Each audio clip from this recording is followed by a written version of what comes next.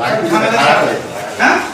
আর আধার কার্ডটা বলেছে এখান থেকে শসা, তরমুজ আর কি লাগবে? শসা, তরমুজ আর লিপাতি লেবু। এখান থেকে ব্যবস্থা করে দিচ্ছি, ঠিক আছে? হ্যাঁ, 50 টাকা নিয়ে চলে আসবো। আর আমাকে গেটগুলো লাগিয়ে দিন, গেটগুলো লাগিয়ে দিয়ে সব ফাঁড়ে সব ঢুকিয়ে দেবো, ঠিক আছে?